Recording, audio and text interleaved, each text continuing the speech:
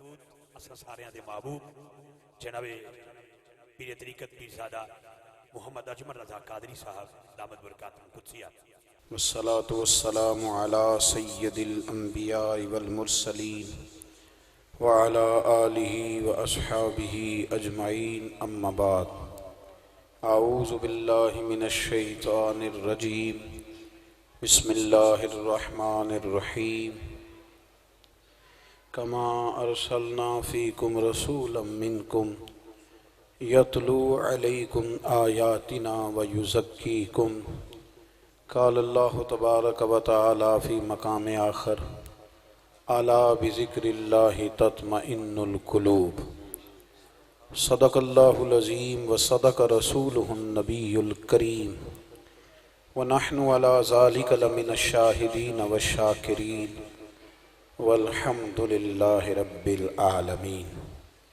इन्नल्लाह व मलाइकतहु युसल्लूना अलन नबी या अय्युहल्लज़ीना आमनू सल्लू अलैहि व सल्लिमू तस्लीमा। अस्सलातु वस्सलामु अलैका या सय्यदी या रसूलल्लाह व अला आलिका व अस्हाबिका या सय्यदी या हबीब। सारे हज़रात मिल के दुरूद शरीफ पढ़िए, सारे हज़रात पढ़िए। अस्सलातु वस्सलामु अलैका या नबी अल्लाह व अला आलिका व अस्हाबिका या हबीब अल्लाह। अल्लाहुम्मा सल्लि अला सय्यदिना व मौलाना मुहम्मदिन मअदनिल जूद वल करम व आलिहि व सहबिहि व बारिक व सल्लिम। हम्द व सलात के बाद अज़ीज़ दोस्तों, बुज़ुर्गों और भाइयों, बिलखुसूस उलमाए किराम, दोस्तों, महफ़िल मिलाद मुस्तफ़ा सल्लल्लाहु अलैहि वसल्लम के उन्वान से सजाई गई इस खूबसूरत बज़्म में मैं और आप हाजिर हैं। अल्लाह तबारक व तआला हम सब की हाज़िरी को कबूलियत का शर्फ़ अता फ़रमाए और ये दुआ फ़रमाया करें कि अल्लाह ताला इन महाफ़िल को हमारे गुनाहों की माफ़ी का ज़रिया बना दे और अल्लाह तबारक व तआला मैदान महशर में हमारे हक़ में रहमत वाले फ़ैसले फ़रमाए। गाड़ी में बैठते हैं, रोड पक्के बन गए, मोटरवे काफ़ी जगहों पे चली गई है, दुनिया का सफ़र काफ़ी आसान हो गया है, एक दिन में 3-3 4-4 जलसे भी कर लेते हैं। दिल में ख्याल बहुत ज़्यादा आने लगा है, बहुत ज़्यादा सोचते ये हैं कि अल्लाह दुनिया का सफ़र आसान हो गया है, रहमत करना आखिरत का सफ़र भी आसान कर दे, उस सफ़र में भी आसानी करना ताकि आसानी से वो घाटियाँ पूरी हो जाएं। अल्लाह करीम हम सब पे रहमत फरमाए। मेरे दोस्तों, आदमी पढ़ा लिखा हो, मालदार हो, समझदार हो, डिग्री वाला हो, वज़ादार भी हो, सारा कुछ हो, लेकिन सिर्फ उसके कपड़े मैले कुचैले हो ना, तो उसे कहा जाए ना आ थोड़ी देर के लिए चलें कहीं, कहते यार मेरे कपड़े ठीक नहीं।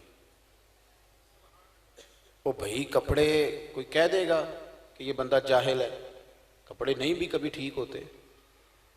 वो कहता जी मेरे कपड़े ठीक नहीं। आप जितना मर्जी जोर लगाएं वो नहीं जाएगा।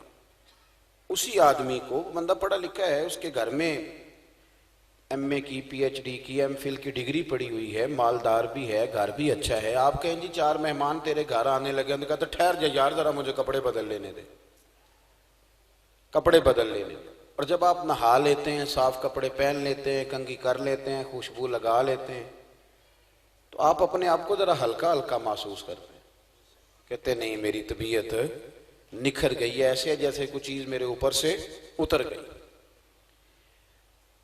इंसान का वजूद मैला हो तो वो थोड़ा दिक्कत महसूस करता है, कपड़े मैले हों तो थोड़ा परेशानी में रहता है। हालांकि ना डिग्री ज़ाया हुई है, ना को पैसे ले गया, ना को वज़ादारी ले गया। किसी का बटन टूट जाए ना तो सारी महफिल में उसकी तवज्जो अपने बटन पे रहती है, कोई देखे ना देखे वो बड़ा परेशान होता है कि ओए होए मेरा बटन टूटा हुआ है। मैं ठीक कह रहा हूं? चले ना ही कर दें, अगर तो ठीक कह रहा हूं तो फिर हाँ करें। मैं सही कह रहा हूं? एक नफ्सियाती मसला है कि आप का बटन टूट गया तो सारी तवज्जो बटन पे रहेगी। इंसान सुकून नहीं महसूस करता जब तक वो चेंज ना कर ले, कपड़े साफ ना पहन ले। बस इस बात को आपने समझना है। आज अगर आपके जाहिर पर मैल कुचैल चढ़ जाए तो आपको सुकून नहीं मिलता, तो अगर दिल पर मैल कुचैल चढ़ जाए तो। लोग कहते हैं नमाज पाबंदी से पढ़ता हूं, वजू ठीक करता हूं, और जो पीर साहब ने वजीफा बताया वो भी पढ़ता हूं, और आपने जो मुझे विर्द दिया था उसको भी मैं अच्छे तरीके से पढ़ता हूं, पर सुकून नहीं मिलता, बेकरार हूं, बेचैन हूं, पता नहीं क्या है, मैं तकलीफ में हूं। तो मेरे भाई समझ लें कि अगर आपके बातन पर कोई धब्बा लग गया है, कोई दाग चढ़ गया है, तो फिर नमाज पढ़ने से भी, जिक्र करने से भी आपको बेसुकूनी इसलिए महसूस होती है कि अंदर धब्बा है। याद रख लें, कुरान मजीद ने कहा कि ये जो महबूब तुम्हें दिए हैं ये इसलिए दिए हैं कि आयतें पढ़ते जाएंगे और तुम्हें साफ करते जाएंगे।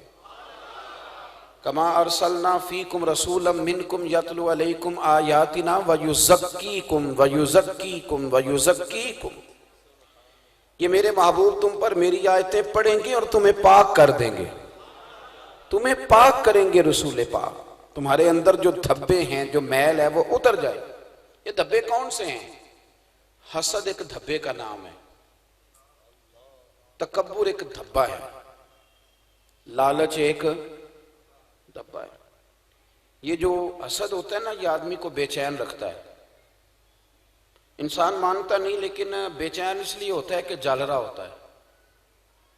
ऊपर से बू नहीं आ रही होती, पर अंदर से बू फूट रही होती। तो वो जो जलता है ना, अगर आप नाराज ना हो तो एक बात कर दूं, रहने दूं, किसे गलते थे, हाँ ना करो ना, कर दूं एक बात। नेक लोग भी हसद करते हैं। हो गए ना नाराज?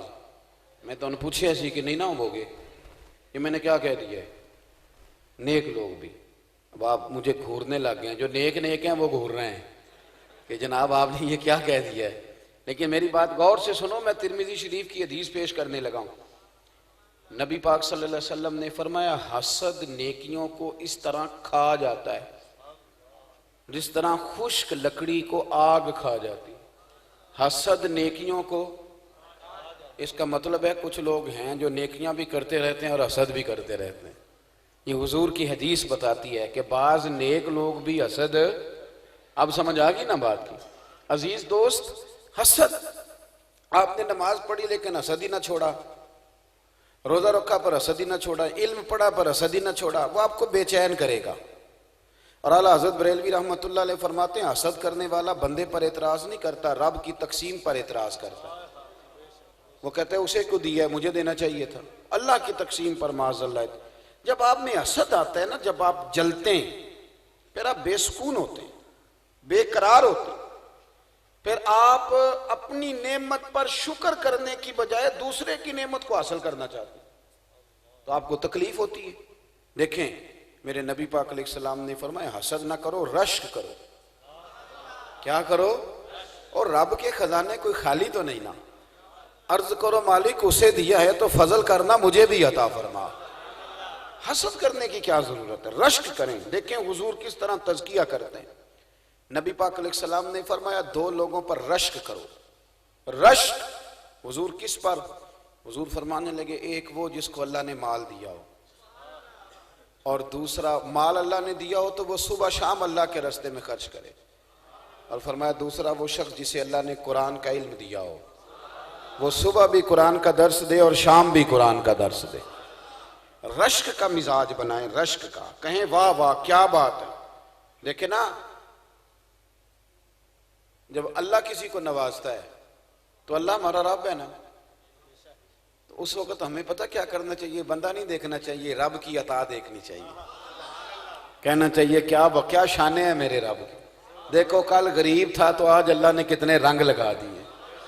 कल इसको कोई जानता नहीं था और आज देखो रब करीम ने कितना नवाज दिया है। रश्क करें। हजरत सैयदना उमर फारूक फरमाते हैं, मैंने सारी जिंदगी अबू बकर पर रश्क किया है।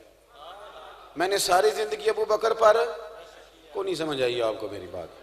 हसद नहीं किया, क्या किया है?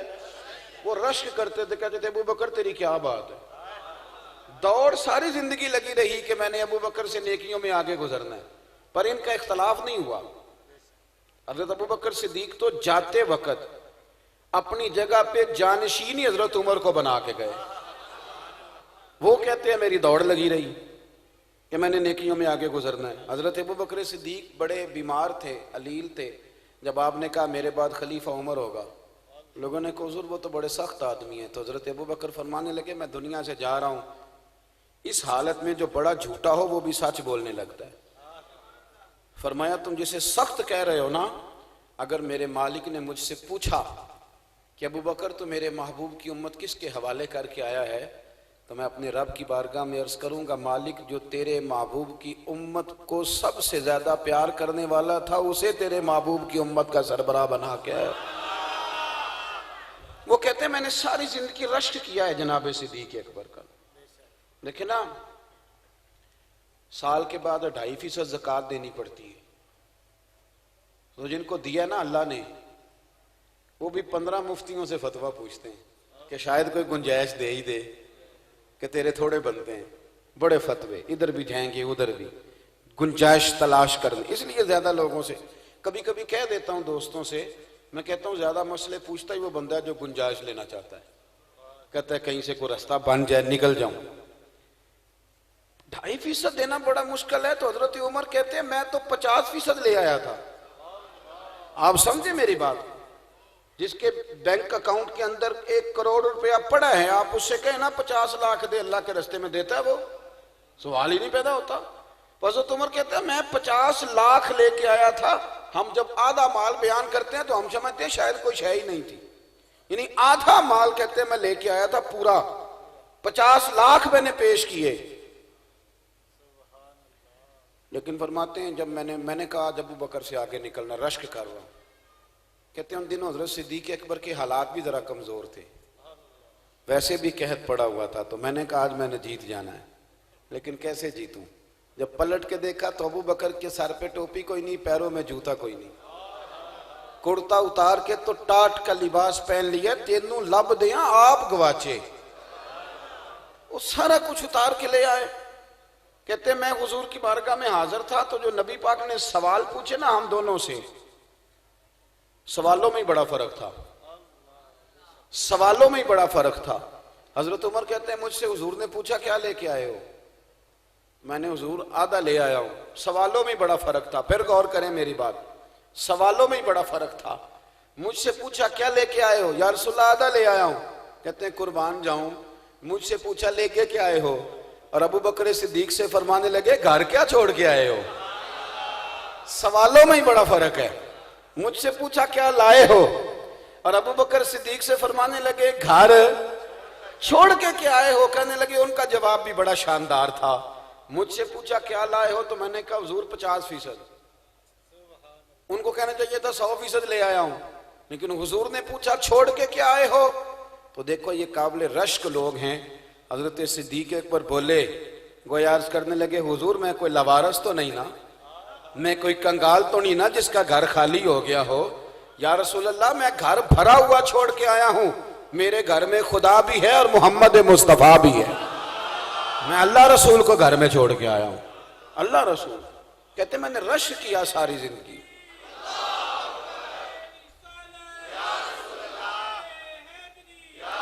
हमारा मसला ये है, देखिए ना, हमारा मसला ये है कि हमारे अंदर ना वो चीज पैदा हो जाती है, इसको क्यों मिला है। सैयदा आयशा सिद्दीका कहती है मैंने सारी जिंदगी सैयदा खतीजातुल कुबरा पे रश्क किया है।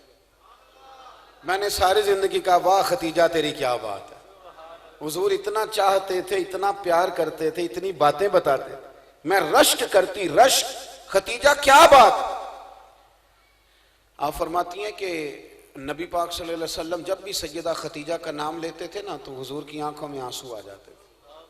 तो मैं सोचती थी वो कितनी नसीबों वाली बीबी है, जिसका तज़किरा करते हैं तो आंखें और नम हो जाती। देखिए ना, हजरत आयशा सिद्दीका से किसी ने पूछा कि नबी पाक को सबसे ज्यादा प्यार किससे था, जरा रश्क देखना। तो हजरत आयशा फरमाने लगी ये पूछने वाली बात ही कोई नहीं, हुजूर सबसे ज्यादा सैयदा फातिमा ज़हरा से प्यार करते थे। तो हजरत आयशा से उस शख्स ने कहा जी नहीं नहीं मैंने तो मर्दों में पूछा था। तो आप फरमाने लगे ये भी कोई मुश्किल सवाल नहीं, नबी पाक सल्लल्लाहु अलैहि वसल्लम मर्दों में सबसे ज्यादा प्यार फातिमा के शौहर अली से करते थे, बता दिया। अब मिशकात में दूसरी हदीस उसी किताब में मौजूद है, किसी ने मौला अली से पूछा कि हुजूर को सबसे ज्यादा प्यारा कौन है, तो हजरत अली फरमाने लगे पक्की बात है सैयदा आयशा सिद्दीका। तो बंदा कहने लगा जी नहीं नहीं, मैंने तो मर्दों में पूछा था। तो आप फरमाने लगे ये भी कोई मुश्किल सवाल कोई नहीं, आयशा के वालिद अबू बकर सिद्दीक, वो कह रहे हैं वो ज्यादा प्यारे हैं और ये कह रहे हैं। एक बुजुर्ग थे पीर सैयद फैजुल हसन शाह साहब आलो महार शरीफ वाले, बड़े काबिल थे, आलिम थे, दरवेश थे। अगर आप मोबाइल छोड़ के मेरी बात पे तवज्जो करें तो मुझे ज्यादा खुशी होगी, अल्लाह ताला खैर करे। ये वैसे जिसने बनाए थे उसने लिखा नहीं था कि हर वक्त हाथ में ही रखना, ये उसने नहीं कहा था। जब इजाद करने वाले ने थोड़ी कहा था कि ये मैंने इसलिए बनाया कि इसको हाथ में रखना, हाथ में तस्बीह रखा करे, ये जेब में रखने के लिए, जब बजे तो बाहर निकाले, मेहरबानी फरमाए, अल्लाह को जज़ाए खैर अता फरमाए। अब तो ना जी एक दोस्त एक दिन बड़ा दूर का सफर करके आए और उन्होंने कई दफा मुझे ये बावर भी कराया कि मैं बड़ी दूर से आया हूँ। बावर भी कराते हैं तो प्यार से बताते हैं, बताया मैं बड़ी दूर से आया हूँ, लेकिन हर 1.5 मिनट के बाद जेब से मोबाइल निकाल लेते।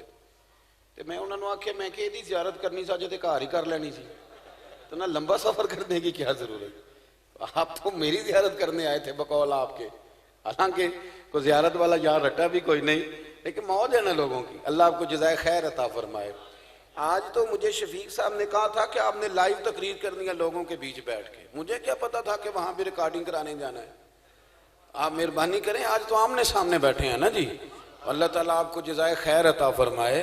चलो थोड़ा सा सामने बैठ के भी बात, वो किसी ने कहा था कि असर करे ना करे सुन तो ले मेरी फरियाद, नहीं है दाद का तालिब ये बंदा है आज़ाद।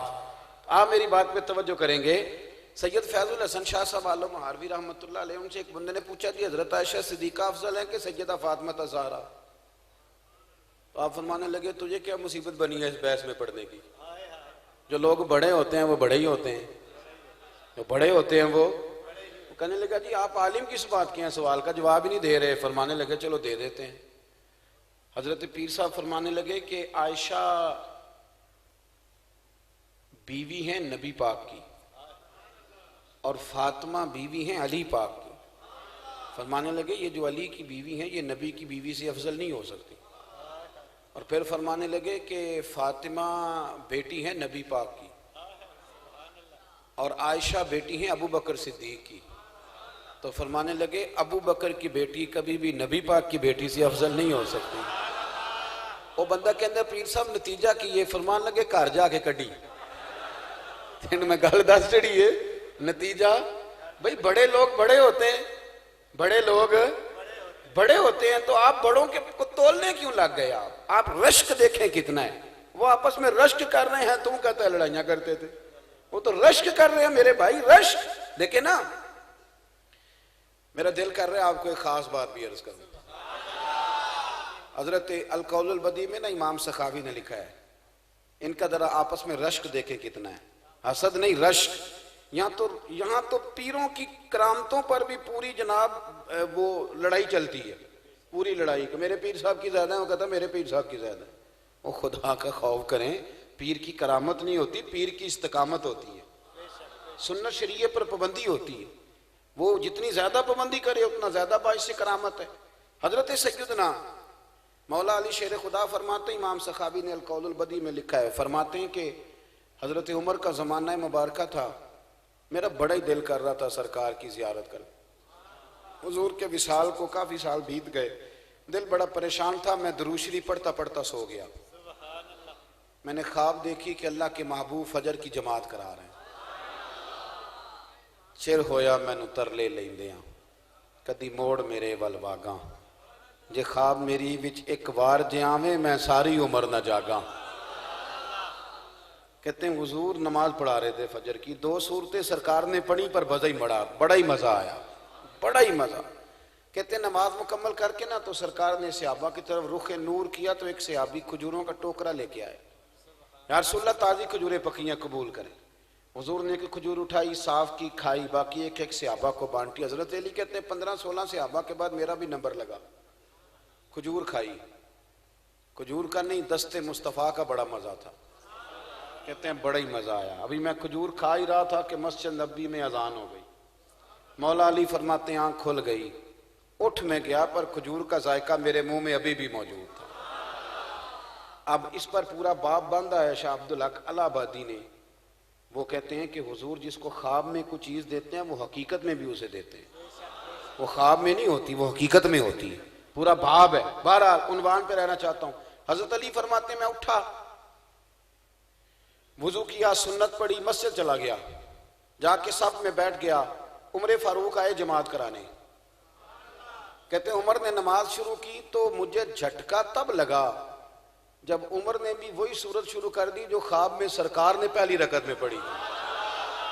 मैं समझा इत्तेफाक है, लेकिन कहते हैं दूसरा झटका जब लगा जब दूसरी रकत में हजरत उमर ने वो सूरत पढ़ी जो हुजूर ने ख्वाब में दूसरी रकत में पढ़ी थी। कहते हैं मैं अब बड़ा परेशान हूं कि ये बात किधर की किधर जा रही है। मौला अली शेर खुदा फरमाते हैं नमाज मुकम्मल हुई तो खजूरों का टोकरा भी आ गया। फरमाते हैं अब तो मेरी हैरत की हद न रही। हजरत उमर ने एक खजूर उठाई, साफ की, खाई, दूसरे सहाबी को, तीसरे को, चौथे को, 15-16 सहाबा को मिली, मुझे भी दी। कहते हैं खजूर खाई, मजा बड़ा आया। हुजूर से तो दूसरी मांगने को दिल करता था पर मांगी नहीं थी, अदब था। उमर से तो जराना था ना अपना। इनका रश्क देखें, आपस में रश्क देखें, असद नहीं रश्क। फरमाते हैं जराना था ना, तो मैंने उमर से कहा यार जरा एक खजूर और देना ना जरा एक खजूर।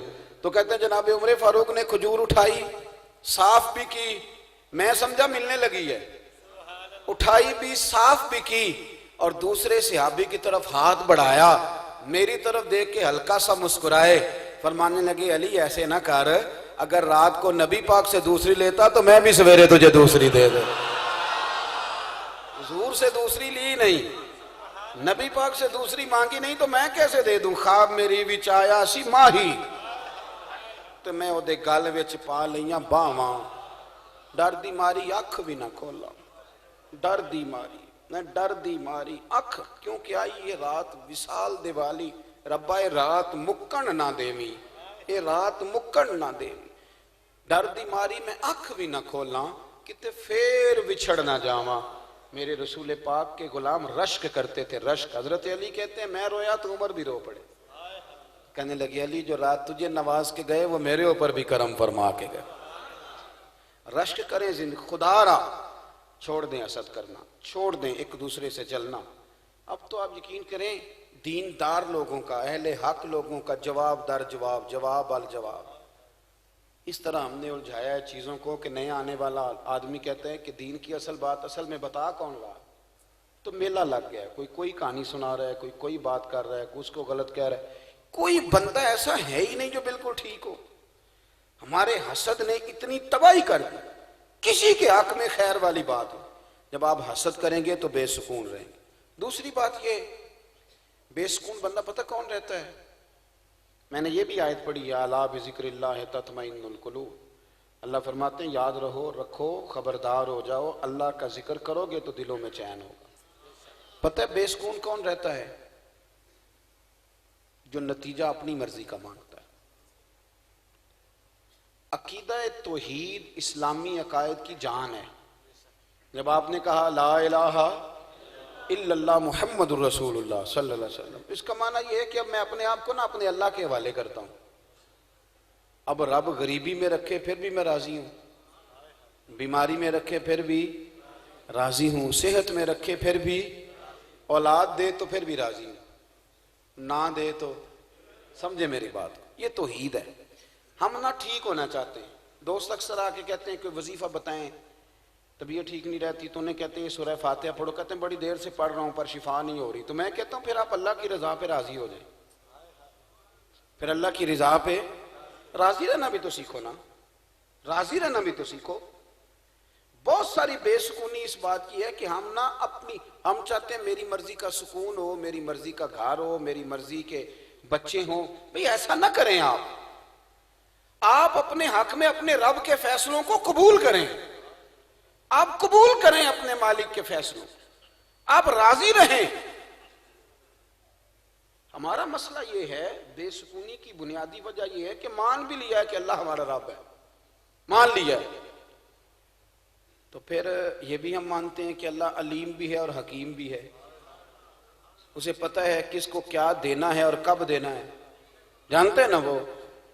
बेसुकूनी किस बात की है, बेकरारी किस बात की है? एक मुझे दिल पे हाथ रख के बात बताना, जागे जी आप लोग, मेरी बात पे तवज्जो करें। जो आदमी बाहर गन लेके खड़ा होता है मस्जिद में, तरावी के नमाजियों की निगरानी कर रहा होता है, उसकी जरूरत होती है कि नहीं? कोई अहमियत है उसकी? जो आपके फौजी खड़े हैं सरहदों पे, इनकी जरूरत है कि नहीं? है ना। लेकिन आप पाबंद करें कि यार तुझे नहीं पता अंदर जमात हो रही है, तो छोड़। हम ना पता क्या करने लगे, हम अल्लाह के फैसलों पे राजी नहीं। वो बंदा पता क्या कहता है, कहता है देखो कितना मजबूर हूँ, कितना गरीब हूँ, बाहर खड़ा हूँ, सरहद पे खड़ा हूँ, लोग घरों में मौजे कर रहे हैं।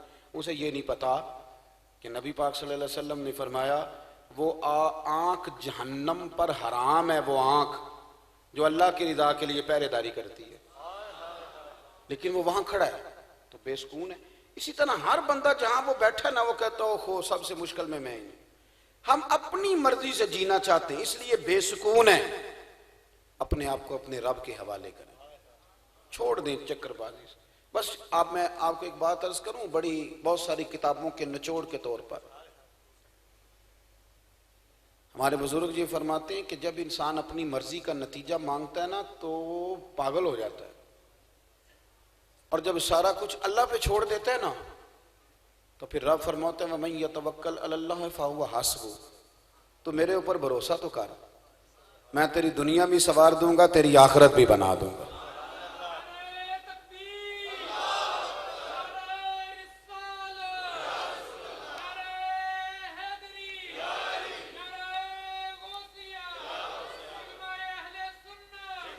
बुखारी की हदीस सुने, हजरत अनस बिन मालिक रदी अल्लाह तआला अन्हु हदीस के रावी हैं। फरमाते एक औरत हुजूर की बारगाह में हाजिर हुई, अर्ज करने लगी या रसूल अल्लाह सल्लल्लाहु अलैहि वसल्लम, मुझे मिर्गी का मर्ज है। ये जो मिर्गी का मर्ज होता है ना, ये इंसान के दिमाग पे असर करता है, अटैक करता है, और फिर इंसान का पूरा वजूद फड़कने लगता है। मिर्गी का मरीज बेचारा ना किसी फंक्शन में जा सकता है, ना किसी तकरीब में जा सकता, कोई पता नहीं कब दौरा हो जाएगा, ना ढब से बैठ सकता है, ना खा सकता है, ना सो सकता है। और फिर अगर मरीज हो औरत,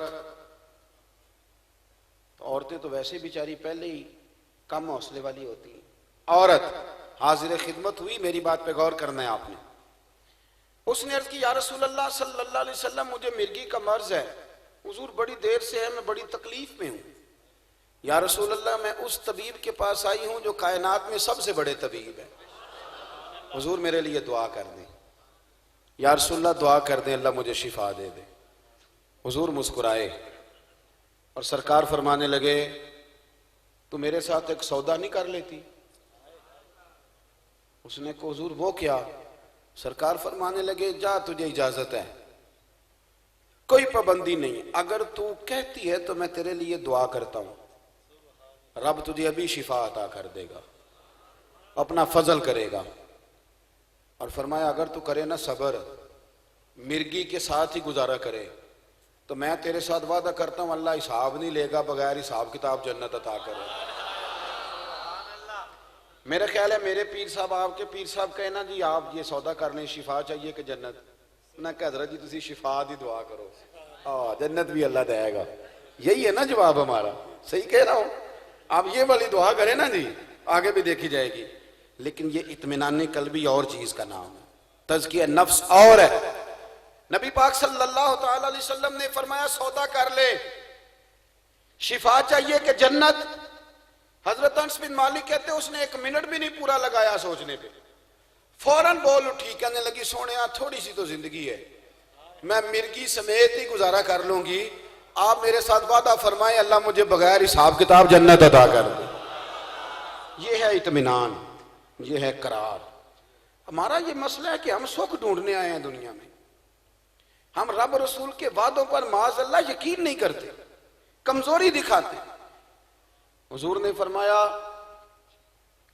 उसने कहा जी मैं मिर्गी समेत थोड़ा सा तो वक़्त है। तो सरकार फरमाने लगे जा तेरे साथ वादा हो गया, रब हिसाब नहीं लेगा तुझे, बगैर हिसाब किताब जन्नत देगा। अर्ज करने लगी हुजूर फिर दुआ कर दें, जब मुझे मिर्गी होती है ना तो मेरे कपड़े ज़रा हट जाते हैं, दुआ करें कि मेरी सितर कायम रहे।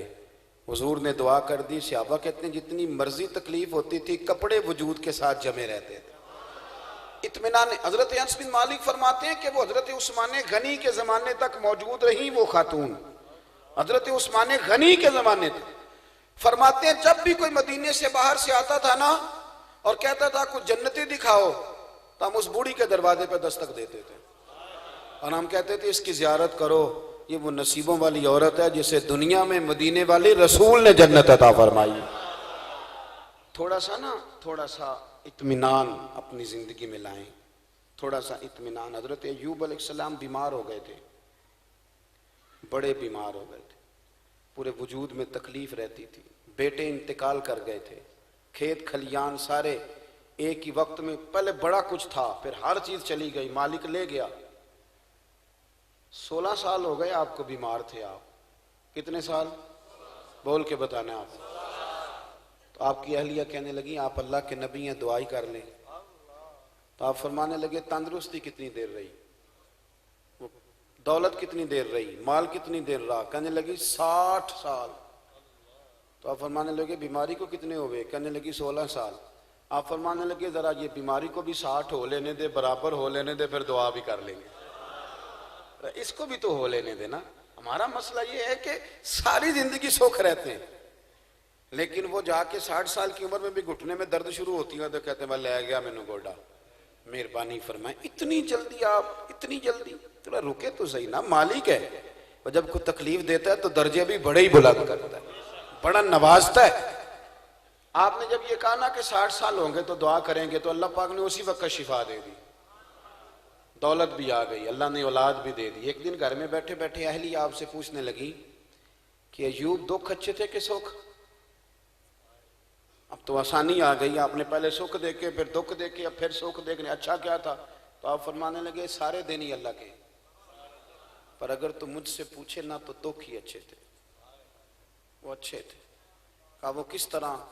आप फरमाने लगे जब बीमार था ना तो 24 घंटे में एक बार मेरा रब मेरा हाल पूछा करता था, अय्यूब तेरा क्या हाल है? फरमाते हैं 12 घंटे मजे में गुजर जाते थे कि मालिक ने हाल पूछा है, और अगले 12 घंटे मैं इंतजार करता था वो दोबारा कब पूछेगा। मैंने सुना है वो बन संवर कर मेरी अयादत को आ रहे हैं, अब सोचता हूं कि क्या बनेगा, वो आ रहे हैं मैं जा रहा। एक शौक है, शौक दीदार। फरमाते हैं वो 12 घंटे में मुंतजिर रहता था दोबारा कब पूछेगा। कहने लगे शिफा तो हो गई, माल तो आ गया, औलाद तो आ गई, पर अब वो मेरा हाल तो नहीं ना पूछता, वो मेरा हाल तो न बचा बचा के तो रख इसे, तेरा आईना है वो आईना, शिकस्त हो तो अजीज तर है निगाह आईना साज में। एक तीसरी बात भी अर्ज करनी है, थक तो नहीं गए आप लोग?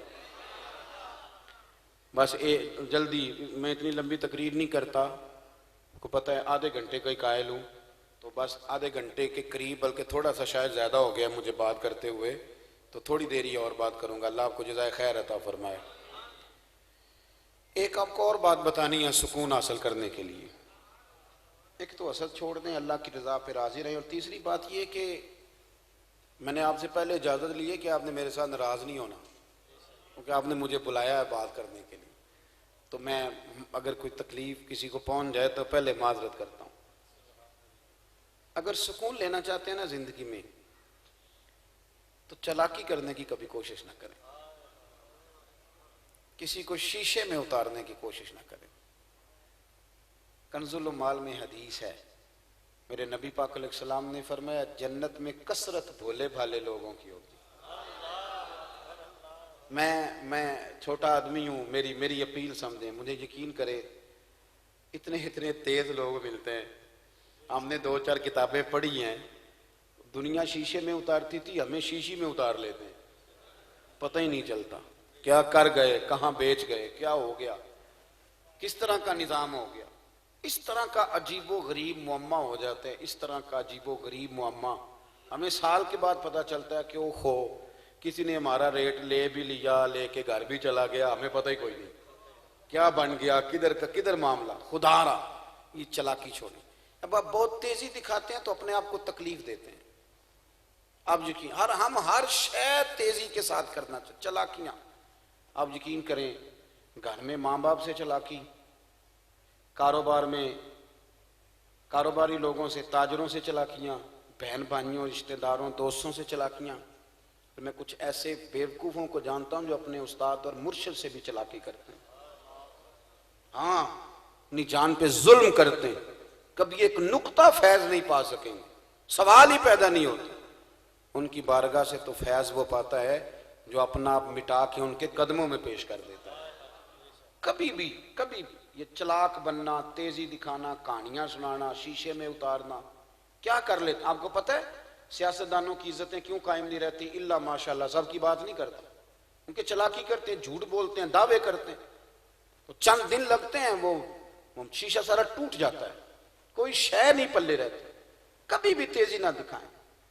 तिरमिजी की हदीस है, नबी पाक अलैहिस्सलाम ने फरमाया, मोमिन नरम दिल होता है, सामने वाला उसे बेवकूफ समझ लेता है, तो बेवकूफ समझ लेता है। अब मैं बुखारी से हदीस पेश करने लगा हूं। आप कहेंगे ये किस तरह का उन्वान आज शुरू कर दिया है, पर आपने बुलाया है तो बात तो करनी है ना साहब। बुखारी में हदीस है, एक शख्स हुजूर के करीब आया, सरकार से कोई बात करता तो हुजूर मान लेते। हुजूर ने उसे वही लिखने पे भी खिदमत पर लगा दिया। बाद में वो मुल्क के शाम जाके मुर्तद हो, माज़अल्लाह सुम्मा माज़अल्लाह, वो कहता था जी मैं तो जो उन्हें कहता था वो मान जाते थे। वो करीम थे, करम कर रहे थे, ये समझते मैं तेज हूं, मैं मनवा लेता हूं, कहानियां सुना रहा हूं। कहने लगा जी ये बुखारी है, मैं तो जी जैसे कहता था वो मान जाते थे। अल्लाह अकबर। हुजूर को लोगों ने कहा वो तो ये कह रहा है, और वहां जाके वो ईसाई हो गया। तो अल्लाह के रसूल फरमाने लगे जमीन उसे कबूल नहीं करेगी। जमीन को मां पता क्यों कहते हैं? जितना मर्जी गुनाहगार दफन कर दो वापस नहीं करती। मां जो होती है ना, मां पुत्र को सारी दुनिया बुरा कहे तो वो नहीं बुरा कहती, वो कहती मेरा तो चांद यही है ना, मेरा तो सारा कुछ यही है। जमीन कभी गुनाहगार को वापस, कभी आपने देखा है कि शराबी को फेंक दिया हो जमीन ने, मैंने नहीं रखना ले जाओ। इसको मां इसीलिए कहते कि जिस तरह कभी कोई हो कबूल कर लेती, लेकिन वो हुजूर का बेअदब चालाकी करने वाला, तेजियां दिखाने वाला मर गया, लोगों ने जमीन में दफन किया, सवेरे उसकी लाश जमीन के बाहर पड़ी हुई। मैं बुखारी अर्ज कर रहा हूं। लोग समझने लगे किसी मुसलमान ने शायद ऐसा किया। अगले दिन फिर दफन किया तो लाश फिर बाहर पड़ी थी। तीसरे दिन फिर दफन किया तो बाहर पड़ी थी। लोग समझ गए कि ये इंसान का नहीं, ये कुदरत का मामला है। कभी भी तेजी ना, मेहरबानी फरमाए, किसी से तो सच बोलें। औरतें शिकायत करती हैं, वो कहती हैं खामन थोड़े पैसे दे दे गुजारा कर लेंगी, साल का एक सूट लेके दे दे गुजारा कर लेंगी, पर हमारे साथ सच तो बोले ना। झूठ बोलता है, जाता लाहौर है बताता पेशावर है, झूठ बोलते हैं। यही हाल खामन कहता है बीवी से कि तू मेरे साथ सच तो बोल, तू दयानतदारी। हम चालाकियां करते हैं, कहानियां सुनाते हैं, बड़े बड़ी रंग। आप यकीन करें, मैं बहुत सारे लोगों को जानता हूं जो तेजियां करते हैं। बहुत सारे संगी मुझे कहते हैं कि वो तो चालाकी कर रहा था। मैं क्या वो पे कर दस ना, उन्होंने लगा रहने दो ना, वो लगा रहे। हमें तो पता चल गया ना कौन सी कहानी। कभी भी जिंदगी में तेजी ना दिखाएं। सुने दरवेशों का तरीका क्या है, रब के बंदों का तरीका क्या। हजरत अब्दुल्ला इब्ने उमर, हुजूर ने तारीफ की, फरमाया ये उमर का बेटा अब्दुल्ला नेक आदमी। हजरत अब्दुल्ला इब्ने उमर रदी अल्लाह ताला अन्हु ना, गुलाम आपके पास काफी थे। गुलाम चूंकि खरीदे जाते थे तो ये कुछ अरसा पहले को पूछता था ना माल कितना है, तो लोग ये नहीं कहते थे माल का, कहते माल डंगर कितना है। क्योंकि भैंस अगर किसी के पास 4 लाख की है और 4 भैंसें हैं तो 16 लाख है, 5 भैंसें हैं तो 20, ऐसे ही है ना जी। तो ये माल इसी तरह होता था। तो वो क्योंकि गुलाम खरीदे जाते थे, तो अगर समझ ले किसी ने 4 लाख का गुलाम खरीदा, उसके पास 5 गुलाम है तो 20 लाख रुपया। लोग पूछते थे कितने गुलाम है, क्योंकि लोग बिकते थे। ये तो मेरे रसूल का करम है कि सबको आजादियां अता फरमा दी। हजरत अब्दुल्ला इब्ने उमर के पास काफी सारे गुलाम थे। तो जो गुलाम रात को तहज्जुद पढ़ता ना, ज्यादा नमाजें पढ़ता, अल्लाह अल्लाह करता, अब्दुल्ला इब्ने उमर उसे आजाद कर देते। कहते यार नेक बंदा है, हमने गुलाम बनाया हुआ है, जा तू आज़ादी से अल्लाह अल्लाह कर। कुछ लोगों को पता चल गया, कुछ लोगों को पता चल गया, वो झूठ मूठ की लंबी नमाजें पढ़ने लगे। कुछ गुलाम झूठ मूठ की लंबी नमाजें, वो बिला वजह उठ जाते रात को, वो थोड़ी सी नमाजें तेज करते, अब्दुल्ला इब्ने उमर आजाद कर देते। आपके साहिबजादे एक दिन कहने लगे, हुजूर वो जो आपको धोखा दे के गए हैं ना, जाते हैं, वो जाके बाद में फर्ज भी माज़अल्लाह पूरे नहीं पढ़ते, यहाँ तहज्जुदें पढ़ते हैं, आपको धोखा देते हैं। आप भोले आदमी हैं, आप धोखा खा जाते हैं। क्या खूबसूरत जुमला है। हजरत अब्दुल्ला इब्ने उमर फरमाने लगे, यार कोई माल के नाम पे धोखा खाता है, कोई दौलत और शोहरत के नाम पे धोखा खाता है, मुझे तो वो रब की इबादत के नाम पे धोखा देते हैं। फरमाया जो मुझे मेरे रब के नाम पे धोखा दे, मैं रोज धोखा खाने को तैयार हूं। उन्हें कहे दो दे धोखे जितने देने हैं, मैं धोखा खाने को अल्लाह के नाम पे दे रहे हैं ना, तो दे, सुबह दे शाम दे, मैं धोखा खाने को तैयार हूं। मैं हूं ना तैयार धोखा खाने को, वो दे धोखा। मेरे दोस्त याद रखें, हमारी बड़ी तेजियों ने हमें बेसकून कर दिया। चलाकियां, कहानियां, स्टोरियां, आप किसी को छेड़ नहीं, अल्लाह जानता है, वो ऐसी ऐसी कहानी। और मैं तो चूंकि मेरा ज्यादा ही पब्लिक डीलिंग है, मुझे तो बड़ा ही पता है। और एक दिन मेरे एक साथी मुझसे कहने लगे, तो बड़ा ही हौसला है।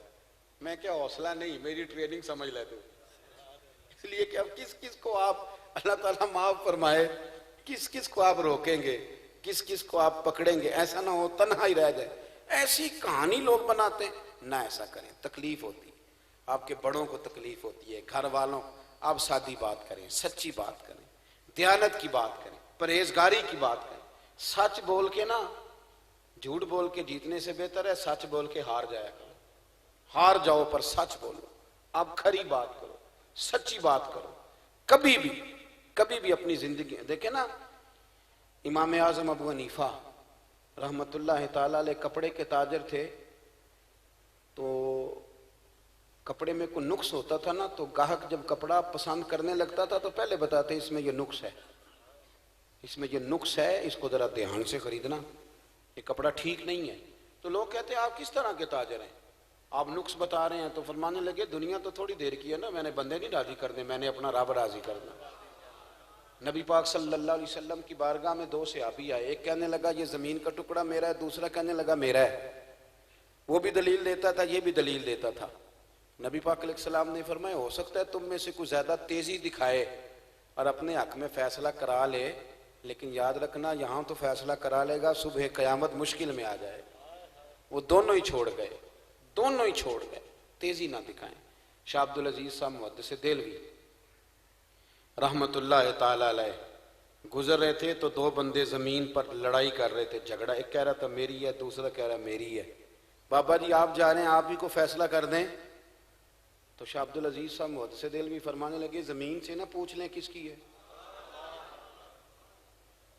उन्होंने कहा जनाब पूछ लें। तो आपने जमीन पे अपनी हाथ में चढ़ी थी, जोर से मारी। फरमाने लगे तू खुद क्यों नहीं बताती तू किसकी है, इसकी है कि उसकी है। तो जमीन बोल के कहने लगी, हुजूर दोनों ही झूठ बोल रहे हैं, मैं दोनों की नहीं हूं, ये दोनों ही मेरे हैं। थोड़ा वक्त रह गया, मेरे अंदर ही आने वाले हैं।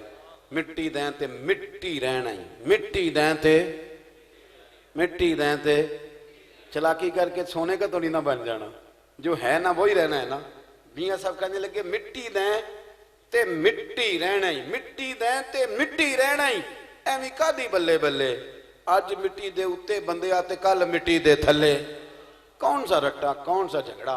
मेहरबानी करें, तीन बातें अर्ज की हैं। अगर सुकून चाहते हैं, एक तो हसद बुग़्ज़ की ना छोड़ दें, दूसरा मेरे अजीज मेहरबानी फरमाएं, अल्लाह तबारक व तआला की बारगाह से डरें और कोशिश फरमाएं रब की रजा पे राजी रहने की। और तीसरी गुजारिश आपकी खिदमत में अर्ज की है, मेहरबानी करें, सादी बात करें, सच्ची बात करें, कोई तेजी ना दिखाएं, कोई चालाकी ना करें, कोई किसी किस्म की कोई स्टोरी अपनी जिंदगी में ना छेड़ें। आप यकीन करें रब रसूल उस बंदे से बड़ा ही प्यार करते हैं जो सच बोलता है, जो खामोश रहता है। हुजूर ने फरमाया जो चुप कर गया वो तो निजात पा गया। इसलिए अपनी ज़िंदगी में ये खूबसूरतियाँ लाएं, फिर देखें रब करीम कितना नवाजता है। दुआ करता हूँ जो मैं कह सका मेरा अल्लाह कबूल फरमा ले, जहाँ भूल गए अल्लाह हमसे दरगुजर फरमाए। आखिर दावा या अनिल हम्दुलिल्लाह। प्रोग्राम चलेगा जी आगे। अल्लाहुम्मा सल्ली अला सय्यदिना व मौलाना मुहम्मदिन मअदनिल जूद वल करम व आलिहि व सहबिहि व बारिक वसल्लिम। रब्बना आतिना फिद दुनिया हसनतम व फिल आखिरति हसनतम व किना अज़ाबन नार। अल्लाह कितनी प्यारी महफिल सजाई गई, कितने कसीर लोग आए। अल्लाह हमारी हाज़िरी को कबूल फरमा, हमारे गुनाह माफ़ फरमा, हमारी गलतियों से दरगुजर फरमा। ऐ अर्श व फर्श के मालिक तकवे का नूर अता फरमा, इबादत की लज्जत अता फरमा, मस्जिद का प्यार अता फरमा, सुरूर कल्बी नसीब फरमा। बेकरारों को करार दे दे, बेचैनों को चैन दे दे। मालिक बीमारों को शिफा दे दे, बे औलादों को साहिब औलाद फरमा दे। उम्मत मुस्लिमा को ज़मीनी आफात आसमानी आफातों बलिया से महफूज फरमा। मालिक करीम तुम मेहरबान है। अल्लाह हमें अपनी रज़ा के मुताबिक ढलने की तौफीक अता फरमाना। जिन दोस्तों ने ये खूबसूरत महफिल सजाई है उन्हें दीन दुनिया की बरकतें अता फरमा। हमारा ख़ात्मा बिल खैर बिल ईमान फरमा। रब्बि ग़फ़िर वरहम व अंत खैरुर राहिमीन। व सल्लल्लाहु तआला अला हबीबिही सय्यिदिना व मौलाना मुहम्मद।